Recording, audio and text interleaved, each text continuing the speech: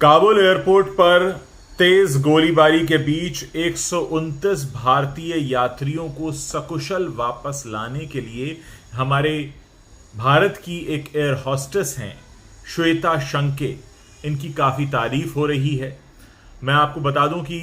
Air India के जिस विमान से 129 भारतीय यात्री सकुशल वापस लाए गए हैं, ये उसी विमान में बतौर एयर होस्टेस गई थी और इनकी काफ़ी तारीफ हो रही है क्योंकि इन्होंने बड़ी सूझबूझ से समझदारी का परिचय देते हुए उस तेज़ गोलीबारी के बीच सभी यात्रियों को ये विमान तक लेकर आईं और उसके बाद अंदर सबको बैठाया। कहीं पर भी कुछ भी ऐसा नहीं होने दिया जिसको हम मिसमैनेजमेंट कहते हैं। इतनी सारी मुश्किलों और दिक्कतों के बीच AI-244 ये नाम का विमान काबुल एयरपोर्ट पर जब पहुंचा तो बाहर से बहुत तेज़ गोलीबारी की आवाज़ सुनाई दे रही थी। श्वेता शंके को जिम्मेदारी सौंपी गई कि उन्हें सारे यात्रियों को जो कि भारतीय हैं और अपने वतन लौटना चाहते हैं, उन्हें सकुशल विमान में बैठाना है और उन्होंने ये जिम्मेदारी बखूबी निभाई। श्वेता अमरावती ज़िले के दरियापुर की रहने वाली हैं। उनके इस बहादुरी के कारनामे की हर तरफ चर्चा हो रही है। एयर इंडिया के विमान को पहले तो उतारने की इजाज़त नहीं मिल रही थी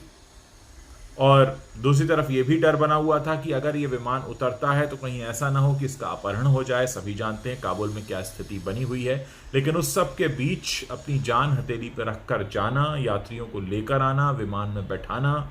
ये वही काबुल एयरपोर्ट है जहाँ से हर कोई अपने घर, अपने देश वापस आना चाहता है। यहाँ तक कि वहाँ रहने वाले लोग भी उस देश को छोड़कर भागना चाहते हैं और वहाँ पर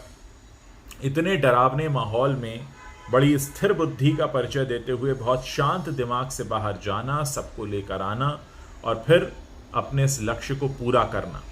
हर तरफ तारीफ हो रही है। श्वेता के बारे में बताया जाता है कि श्वेता अमरावती ज़िले के दरियापुर में एक बाभली इलाका है, शिवाजी चौक है, वहाँ रहती हैं और भारत आने के बाद महाराष्ट्र की कैबिनेट मंत्री यशोमती ठाकुर ने उनसे बातचीत की और उन्होंने खुद यशोमती ठाकुर जी को बताया कि बाहर से गोलियों की आवाज़ आ रही थी, मन में डर लग भी रहा था, लेकिन फिर भी हमने बड़ी बहादुरी से अपना लक्ष्य पूरा किया। मुझे लगता है कि श्वेता शंके जैसे लोग भी एक मिसाल देने लायक काम करते हैं, जो कि हमें ये बताता है कि जब हम किसी अच्छे मकसद से बाहर जा रहे हैं तो उस वक्त हमें डरना नहीं चाहिए। और कितनी वीरता से इन्होंने काम लिया, कोई ऐसा नहीं इनके पास हथियार थे। काबुल जैसी जगह पर उतरना और 129 यात्रियों को बैठाना और फिर टेक ऑफ करवा के लेकर आना अपने आप में काबिल तारीफ़ बात है। श्वेता शंके, मुझे लगता है कि श्वेता शंके की ये कहानी हमारे बहुत से लोगों को एक नई मिसाल देकर गई है और बहुत कुछ हम सब ने उनसे सीखा है।